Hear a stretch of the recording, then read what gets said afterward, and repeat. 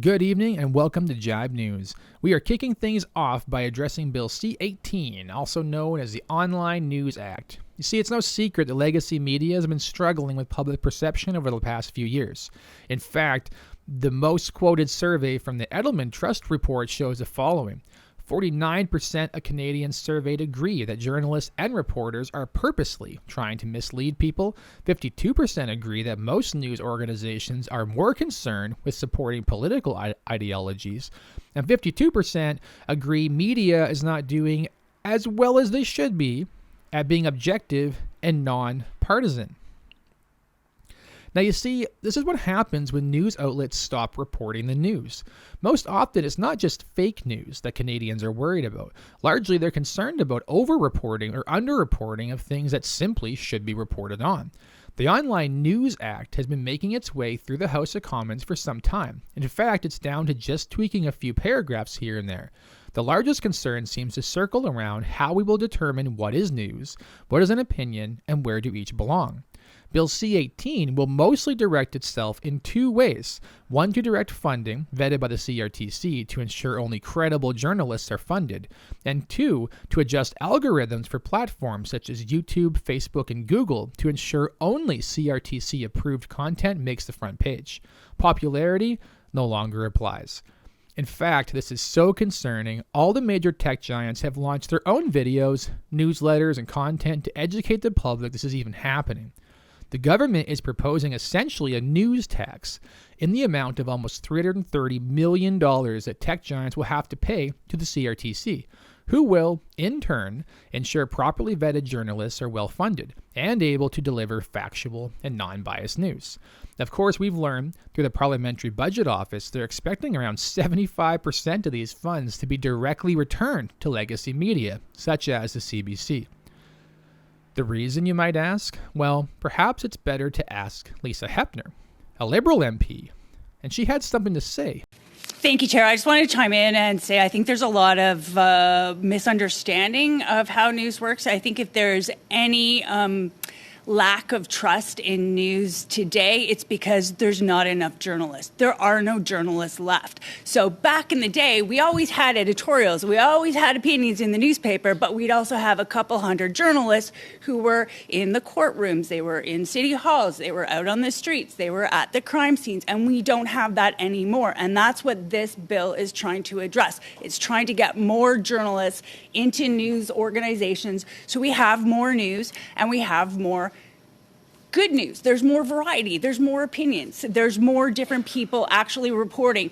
And when we see hundreds of news outlets have closed since 2008 in this country, and we'll see the argument that, well, a couple hundred other online news organizations have popped up in that time. What we don't see is that those news they're not news. They're not gathering news. They are publishing opinion only. Now, you see, the problem, according to Lisa, is that online news is not actually the news.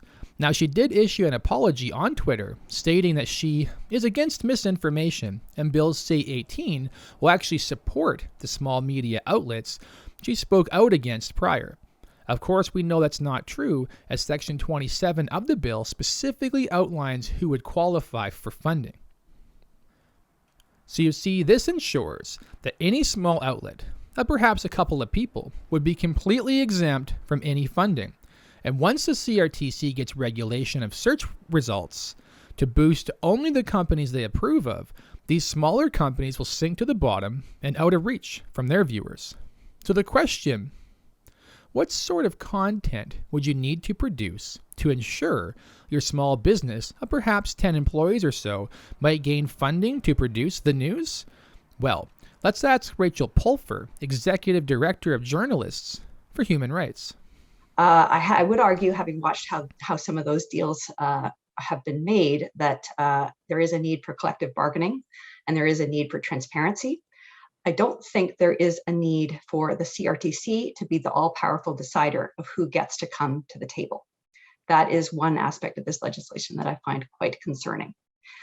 I'm also going to quibble with this legislation when it comes to the notion that it's going to necessarily work, because news is not profitable for Facebook, Google, and other platforms. It's not profitable. They tweak the algorithm sometimes in order to benefit news because news wants exposure.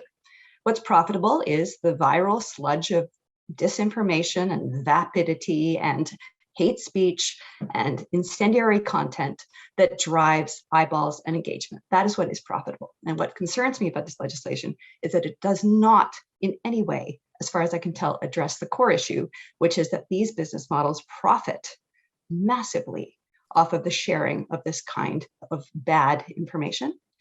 And there is actually in this legislation built in a financial disincentive to share news. If you have to pay for every link you share, if you have to pay for every news story you share, then the incentive is to not share them. Why not flip it on its head and have a financial disincentive to share hate speech or to share the toxic sludge that so many of these platforms profit from? So why not make them pay for sharing toxic sludge? Well, that's a very interesting notion, Rachel. I wonder who on the CRTC panel of interviewers will determine what is and what isn't sludge. At the end of the day, any government reach into what you see online should be highly scrutinized. To ensure you continue to receive the content you prefer, best to subscribe and save those links now, as soon they may end up at the bottom of your search results.